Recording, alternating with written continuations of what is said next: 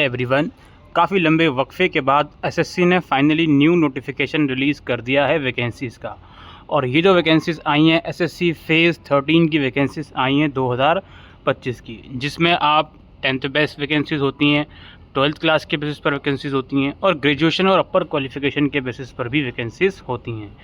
इन vacancies के लिए online आवेदन 2 जून से 23 जून के बीच आप कर सकते हो और इन वैकेंसीज़ के लिए जो एग्ज़ाम्स वगैरह कंडक्ट होंगे वो 24 जुलाई से 4 अगस्त 2025 के बीच कंडक्ट होंगे।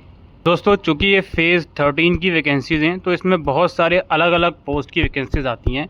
आप इनके नोटिफिकेशन में एनेक्सर 3 सबसे लास्ट में आएंगे, तो यहाँ पर आपको रीजन वाइज पता चल जाएगा किस रीजन में किस किस पोस्ट की वैकेंसीज़ निकली हैं और उनका मोस्ट प्रोबेबली एज लिमिट क्या है, उनका क्वालिफ़िकेशन क्या है और किस कैटेगरी में कितनी नंबर ऑफ़ वैकेंसीज़ हैं।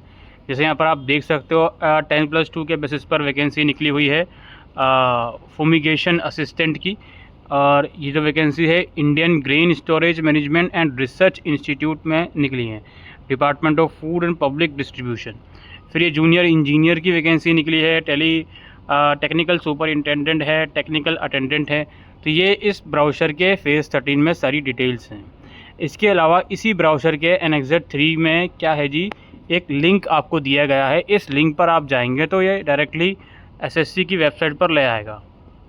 यहाँ पर आप अपना एग्ज़ामिनेशन सेलेक्ट कीजिए फेज़ 13 2025 और फिर यहाँ पे अपना रीजन सेलेक्ट कीजिए। जैसे मैं नॉर्दर्न रीजन सेलेक्ट करता हूँ और सर्च करता हूँ तो मुझे यहाँ पे दिखा देगा कि भाई नॉर्दर्न रीजन में कौन कौन सी वैकेंसीज़ हैं और उसकी डिटेल इन्फॉर्मेशन, पोस्ट कोड दिखा देगा। आप जब अप्लाई करोगे तो ये कोड वगैरह आपके काम आएगा, पोस्ट का नाम दिखा देगा। और यहाँ पे मैं एक्शन के नीचे क्लिक करता हूँ बटन पे लेवल भी यहाँ पे दिखा रहा है। बहरहाल मैं एक्शन के नीचे क्लिक करता हूँ तो यहाँ पे और फर्दर दिखाएगा कि ये जॉब डिस्क्रिप्शन क्या होती है।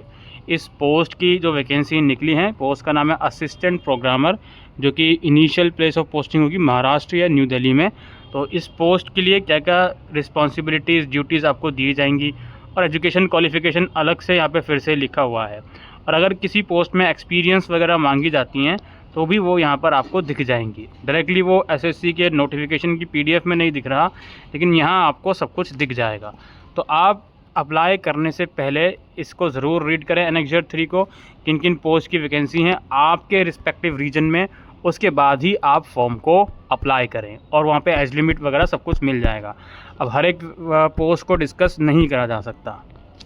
एज लिमिट जो बताई जा रही है हर एक पोस्ट के आगे, उसमें अपर एज लिमिट में रिलैक्सेशन मिलेगा। यहाँ पे बताया जा रहा है अलग अलग कैटेगरी वाइज जिनकी एज लिमिट 18 से 25 साल है, उनका बताया जा रहा है कि डेट ऑफ बर्थ कब से लेके कब तक होनी चाहिए। ठीक है, अलग अलग जो कैटेगरीज़ हैं एज की, उसके हिसाब से बताया जा रहा है। और फिर रिलैक्सेशन की जो बात हम बोल रहे हैं वो यहाँ पे आप देख सकते हो। SC ST को अपर एज लिमिट में 5 साल का रिलैक्सेशन, OBC को 3 साल, डिसेबल कैंडिडेट को 10 साल तक का रिलैक्सेशन दिया गया है। और भी लेवल ऑफ एप्लीकेंट हैं जिनको यहाँ पे रिलैक्सेशन मिलेगा। जहाँ तक दो एजुकेशन क्वालिफ़िकेशन की बात है, जो कि आप एनेक्सर 3 में देखोगे, उसमें ये बताया जा रहा है कि एजुकेशन क्वालिफ़िकेशन और age limit as per requirement of the concern department are mention in the detail. ठीक है जी, एनेक्सर 3 में मेंशन है। क्रूशल डेट की हम बात करें तो crucial date for determining the age limit and for procession of education qualification is 1 अगस्त। तो ये बहुत महत्वपूर्ण पॉइंट है। 1 अगस्त है। अभी ये वैकेंसीज जून के मंथ में निकली हैं, लेकिन कट ऑफ डेट 1 अगस्त रखी गई है, चाहे वो एज लिमिट की हो या क्वालिफिकेशन की हो।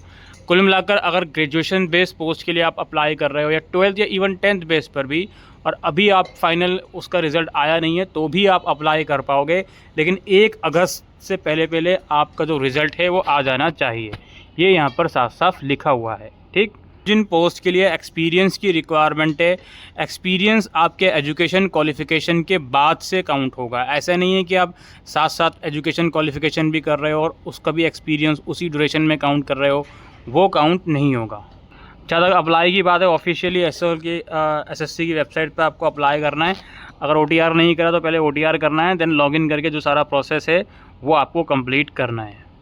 Application fees 100 rupees as usual, और वुमेन कैंडिडेट, SC SC या डिसेबल कैंडिडेट के लिए कोई भी फ़ीस नहीं चार्ज करी जाएगी। स्कीम ऑफ एग्ज़ामिनेशन की बात करते हैं। देखिए, स्कीम ऑफ एग्ज़ामिनेशन 3 लेवल के होंगे। अब यहाँ पे समझिए बात को, अगर आप for example, just an example ले रहा हूँ, आपने 4 वैकेंसीज़ के लिए अप्लाई करा, जिनमें से 2 वैकेंसीज़ 12th के बेस पर हैं, 1 वैकेंसीज़ 12th के बेस पर है और 1 ग्रेजुएशन के। तो आपको भाई एग्ज़ाम 3 देने पड़ेंगे अलग अलग, क्योंकि आपका लेवल हो गया अलग अलग। आप जो आपने 10th बेस में अप्लाई करा है 2 वैकेंसीज़ के लिए, उसके लिए कॉमन एग्ज़ाम होगा, 12th वाली के लिए अलग होगा और ग्रेजुएशन बेस के लिए अलग एग्ज़ाम होगा। लेकिन मान लीजिए आपने चारों वैकेंसीज़ जो अप्लाई करा वो चारों ही 12th बेसिस पर हैं, तो उसका एक ही कॉमन एग्ज़ाम होगा। ठीक, आई होप इतना कॉम्प्लिकेटेड नहीं है समझने में। और यहाँ पे जो एग्ज़ाम होने वाला है आपका कंप्यूटर बेस्ड एग्ज़ाम, उसमें general intelligence, general awareness, quantitative aptitude, English language के 25 क्वेश्चंस हैं, हर एक सेक्शन के 50 मार्क्स के। ठीक है, तो ये एग्ज़ाम 200 मार्क्स का आपका हो गया।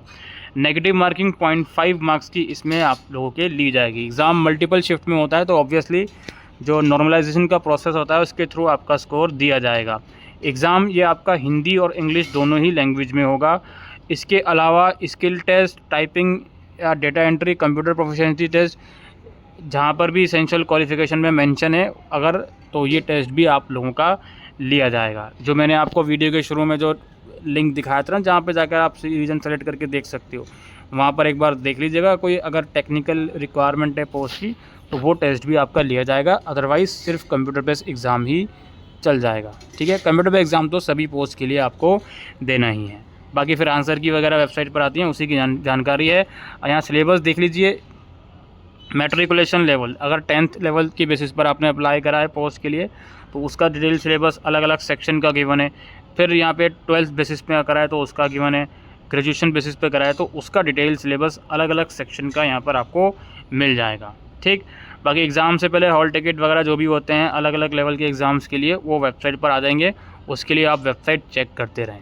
ऑलराइट, तो यही डिटेल इन्फॉर्मेशन दोस्तों एसएससी फेज़ 13 के बारे में हम इस वीडियो में देने आए थे।